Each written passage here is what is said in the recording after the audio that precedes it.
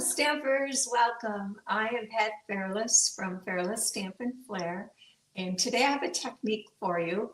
It was new to me. I just saw it recently online, and I thought I'd try it, and it was really fun and easy.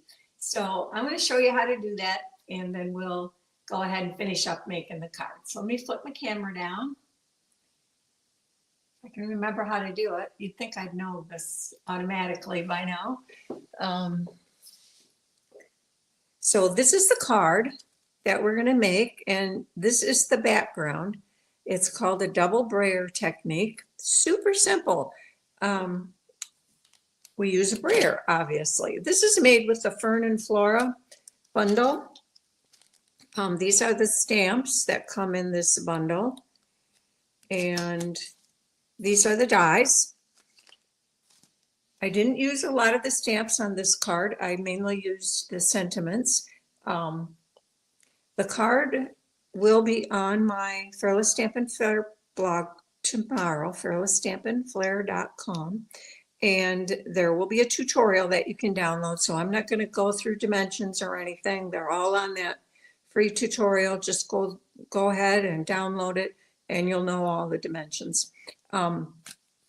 So I set that out of the way so I don't get it inky. What we need for this technique is a brayer, some cardstock, and I made mine a little larger than my final size. That way I can trim off a piece and we'll use it on the inside. And then we need 2 different color inks. And when I say different colors, we want color buddies. Color buddies are colors in the same, I want to say family, but I don't want to confuse you with the Stampin' Up families of subtles, regals, and so on. So the brown family, we'll say the blue family, a red, pink, yellow family. And you want 2 that are buddies. In other words, on the browns, they're pretty much, most of them will all work together. But on blues, for example, you know, you can have a blue that has more green in it, or you can have a blue that's more reddish blue, and you would want 2 that are reddish blues. You want 1 lighter and 1 darker one. And we're going to start with the lighter one. In my case, I'm using crumb cake and pecan pie for my background. And we're going to ink up the brayer.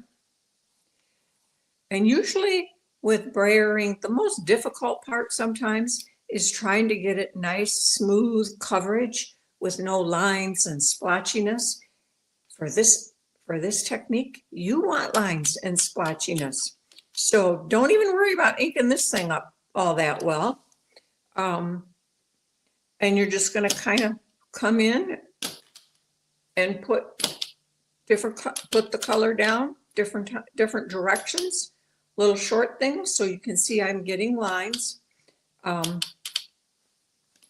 You don't need to cover it all up. Leave some white, I would recommend. It kind of makes it a little bit more interesting if you've got some white. So I think I'm going to call that good. I might put a line through there. There we go. And we'll mess that up a little bit down there. And that's it. That is your first layer. Now we're going to take this and we're going to emboss it. I'm going to get my inky sheet of paper out of the way. And we're going to emboss it with an embossing folder. Make sure it's dry. Just shake it around a little bit. Doesn't take long to dry. And I am going to use the Forever Plaid embossing folder. You can use any embossing folder. In fact, you probably want to play around with it a bit. I tried my first attempt, which went in the trash, was made with the embossing folder that comes with the Moonlit Flora embossing file suite. Can't talk today. And I didn't like how it showed up ultimately. It didn't give me what I was after. So then I wanted something current. So I pulled out this Forever Plaid, and that's what I use. Now, we could put this square to the world. If we do that, we have to make sure it's square. So I decided I wasn't going to worry about it getting square. I was just going to tilt it to be at an angle on purpose. And this is a 3D embossing folder, so we need plate number 1 and the plate number 4. And then we're just going to run this through. And step 2 is done.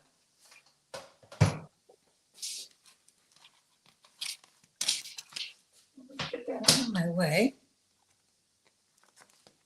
And now we have our brayered with layer 1, layer embossed. And now we're going to take our dark color. So in my case, it's pecan pie. And take our brayer again. Now I'm just going to roll this and clean it off. I don't really want to get crumb cake ink in my pecan pie. Probably wouldn't hurt it much, but we'll just get it clean. And we will ink this up. And then we're going to brayer over this, and that'll make those top embossed areas pop. Now here I do want to try to get it a little more even, because I want to see all those top layers. But there we go. That is it. Isn't that easy? And I think it makes a really fun, interesting background. Right? It's something different. I could have put down designer series paper, but sometimes it's fun to just sort of make our own design. Now I'm going to trim this to size, and we will make this card. So again, don't worry about the dimensions. Let me grab my trimmer. Sometimes I make things with kind of funny dimensions. Now I want to use a long strip for the inside. I want to have one long enough to go the lengthwise on the card. So I'm going to cut it in that direction first, and I want it to be this direction. What did I make this? Where's my, I'm thinking. It was, oh, I gotta roll this up. I gotta look at what size I cut my mat. I want this to be 3 11/16. I know I get kind of crazy sometimes with 16ths. A lot of people don't like them. You don't have to use my dimensions. You can use whatever you want. And this is 4 7/8. So which side do I want to keep? I'm going to keep the top one. I'll lose most of the white down here, but I kind of like how this looks up here. And again, it doesn't really matter. Oops. Yeah, is that right? Let me double check. Yeah. Okay, now all we have is assembly. So let me grab a grid sheet, clean one, so I don't get my card inky, and we will just start assembling this. Here's my, there we go. But that's all there is to that background. Isn't that, that technique is quick and easy. And I would recommend experimenting with different colors. I tried greens first, and I used Old Olive and Mossy Meadow because that was the colors in the designer paper, so I was just using that as a guide. It was quite dark, so I didn't care for it. And if I had saved it, I should have saved it so I could show you, but I didn't. It went in the trash. It's just paper. So I'm popping this up.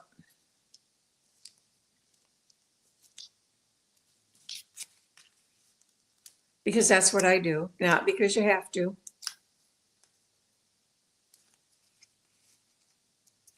Feel free to adhere it directly.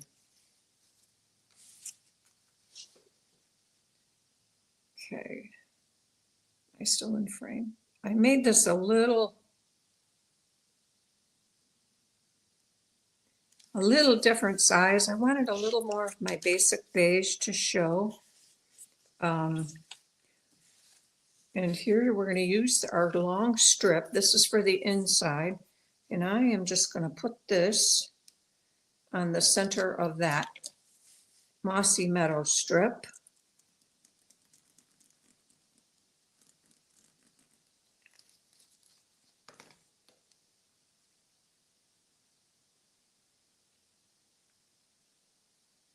And we'll just quickly finish up the inside before we start messing laying those die cuts in place. We get the easy stuff all done first.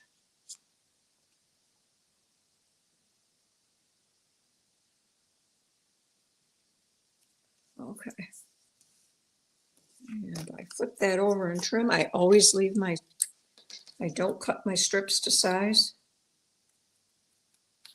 I'd rather just cut them off. That way I know they're the right length in case I messed up a little bit in my cutting, which I do quite often. You know, you can just be like a smidge off, and one will be a smidge long and the other will be a smidge short. And when you go to put them on, now it doesn't look right. So that way, if I just leave them long, saves me some cutting anyway. Okay.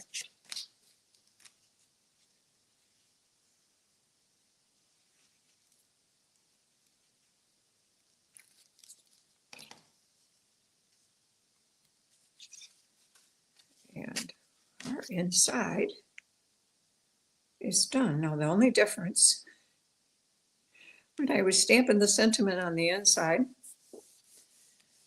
right before I started making the video, just to try to save us some time, I stamped the one on the inside that on the sample card is on the outside. So they're just switched. No worries, it's fine. They go well together, I think. You know what I did? I got busy talking.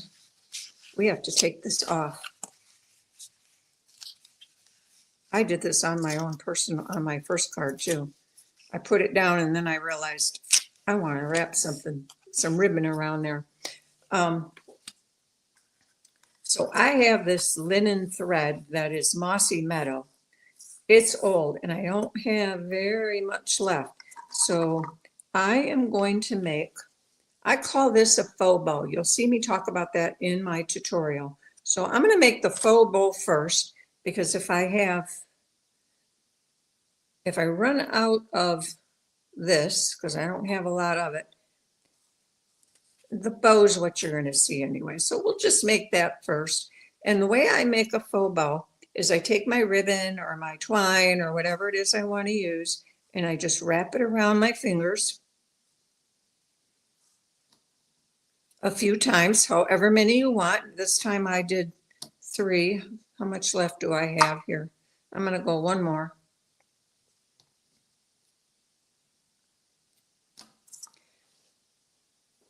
And then I take this and I tie it in the center with a knot. In this case, I'm going to use my little clippers here. This is a bracelet, one of those bracelet things that you can get to help you have an extra hand when it's hard to get your bracelet tied. And now we're just going to wrap this around. And I want to make sure I have enough left, because I'm going to use these ends to tie my bow. And that's it. That is retired. You could take regular linen thread. You could use ribbon. You can use whatever you want. So we're going to get it around here twice, because I want to leave enough to tie my faux bow. If I don't have enough to go around again. So I'm going to tie this nice and snug in a knot.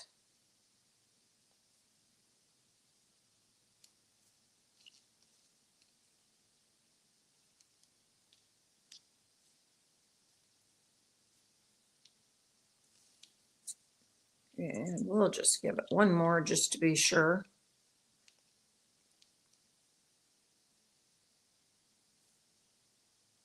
In fact, what I'm going to do is go through the bottom of this, and then I'll have all the ones I wrapped around tied together.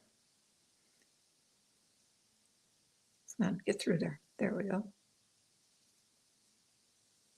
Okay, now I'm going to use these two ends, and I'm going to take my little faux bow and just lay it in here. And this is the tricky part. You got to hold this. Now I could probably leave that on there, but I could do it better if I was not standing, because I could hold it up against my body. So let's just lay that on there, and we will tie this around and knot it a couple times. If I can do it with the camera in the ways, the real trick. This is why I rarely do bows for a video, because they can be a little problematic for me. And I want this in the center, but I got it tied, and then we can just pull it, because it's just sliding in this knot I'm making now.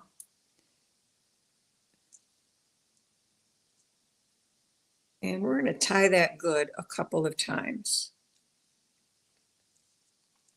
And I will probably stick a little glue dot under there. And now we'll just trim this, and I leave them long. It just adds more messy. This is meant to be kind of a messy bow. And you can, if you don't want them all so even, just tug on one or another to shorten one side and lengthen the other. So they don't look like you wrapped your hand around it, or wrapped it around your hand. And now you have, I got glue on this paper, a messy little bow, which I call a faux bow. Now I'm going to add a glue dot under here because it is kind of loose, but before I do that, let's just pull these apart a little bit. This is another just because. Don't have to do that. And what also works really well, if this is loose, to kind of pull it. Grab your Scotch tape. Just kind of twist it just a tad on the back. And I made this one really long, didn't need to do that. And that will tighten it right up.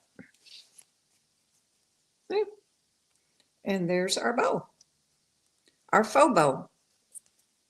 Those are the easiest kind of bows for me to make, because they're not, I don't have to tie them really, you just scrunch them. So I lost most of my dimensional, so we'll just put another one next to it, and it'll be fine. One stuck on the card or on the layer, and the other's all on the base. I don't understand why that is, but that's what I get when I get in a hurry and forget my order of my steps. So we'll just put this, now we'll put it on the front. There we go.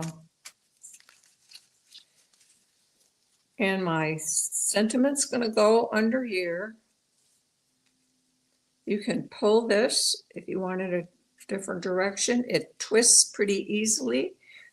If you like this faux bow, you can, it doesn't work real well with wide ribbon, but narrow ribbon works great. Works really good with like cording or twine or linen thread, when sometimes just a regular bow with a really thin, like 1/8 inch ribbon or a thread like this, linen thread, it looks a little wimpy. So just go ahead and make a faux bow.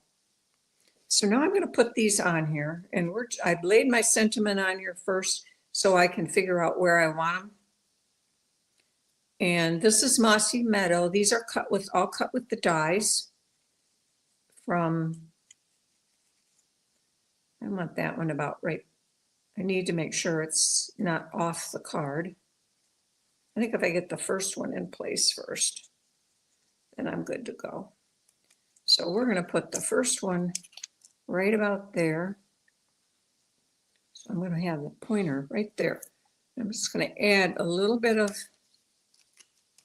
adhesive down on the lower end. I like to leave the top part kind of loose, makes it a little fluffy. Uh-oh, I'm running out of, and I'll grab a couple of these bottom ones just to give it a little more strength, because this is a very delicate die cut. When you cut this with the die, my recommendation would be to use a piece of wax paper.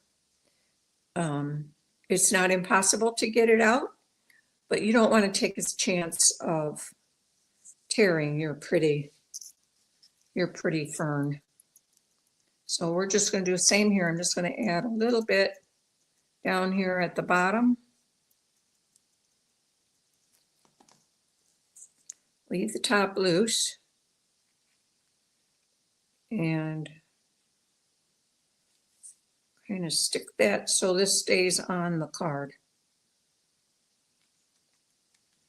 And then my third one is this cute little thing. I don't have any idea what this leaf is. I was looking at it when I was cutting them. I think I can make a Christmas candy cane out of that. Cut it in red, put it on white paper. So you'd have white stripes and red stripes. Christmas card. This Fern Flora, I think I will use this for Christmas. You can always use kind of some generic sorts of leafy things for Christmas cards, right? So now I'm going to put this on with dimensionals, and I'm going to go over this ribbon. So I want to keep them kind of near the top or the bottom, a mixture. So I'm going to use my little ones. So I want my dimensionals to be on the cardstock, not really over the linen thread. Okay, you don't want to come off.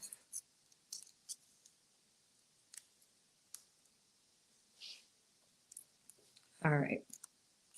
And don't put it on upside down. I'm going to lift this out of my way. And we will just tuck that. Make sure I get it straight.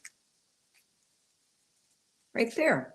Now, I felt it needed something. So there are these flowers in here. And I thought I would take a minute and show you these flowers. This makes 3 flowers, this die here, cuts them all at the same time. And then you have 3 little flower centers. So I have them die cut. But I wanted to show you how they go together, because I wasn't sure. And it took me a bit to figure it out. So let me just do a couple of them, but I'm going to show you all of these pieces. So you had cut 6 pieces. And these 2 go together.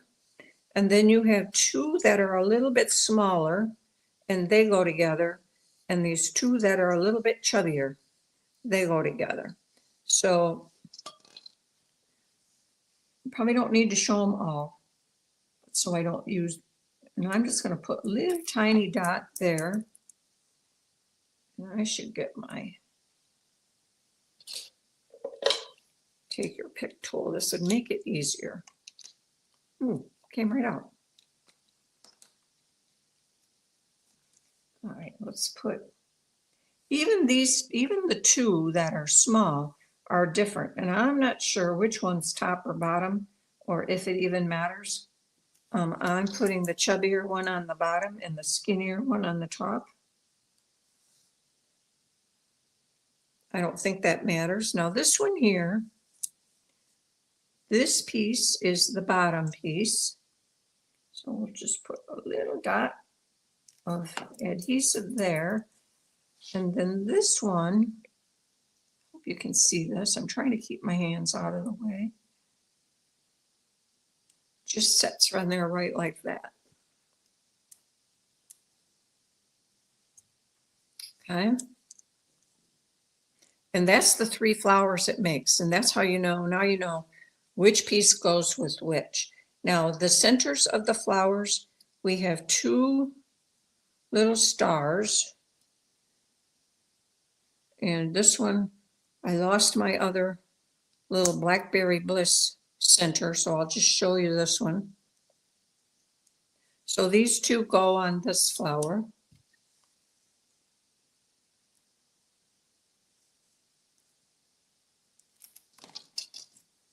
And they seem to be the exact same size, so I don't think it matters. And then this little guy, which is a little triple petal thingy, goes on here. Okay, now I have these pre-made where I didn't lose that little guy. But I'm going to keep these because I might use them sometime and I won't have to make them. I could put a couple on the inside, I suppose. So let's just go ahead and add these kind of randomly. Doesn't really matter. I stuck one down here in the corner. I did put these on with dimensionals now that I remember. Just pop them up. I use the small dimensionals.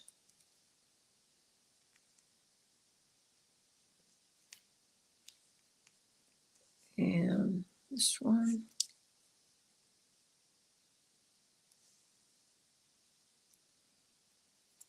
We'll just stick over here. And this one is too small for even a small dimensional. So we have to trim this bottom edge where it has half of a dimensional. I'm going to use one of those. I use the edges. I use everything on these dimensional sheets. And I'm going to stick that up there. And there we go. Now we could add some bling. I could put a little rhinestone or something in there, but I think that's good. I think this could work for masculine card. But that's our card today. For the envelope, I just stamped the fern from the set. And there we go. Let me get rid of this and I will leave this here. These are exactly the same, except the sentiments are switched because I stamped the wrong one in the wrong place. But I think no matter which one's on the front, this says you're an amazing friend, and on the inside it says you make the world a better place. Doesn't matter. Either one could be the front. So there we go. Yeah, hope you liked the technique. That's our main goal here. Let me flip back over. And I hope you give it a try. And it was pretty easy, right? Hope you like the card. And again, remember tomorrow on my fairlessstampinflair.com blog, you can download the tutorial and you'll have all the dimensions and step-by-step written directions. You can watch the video, follow along on the tutorial if you need additional information, but I think it's pretty easy and straightforward. So until next week, have a great week and God bless. We'll see you soon. Bye-bye.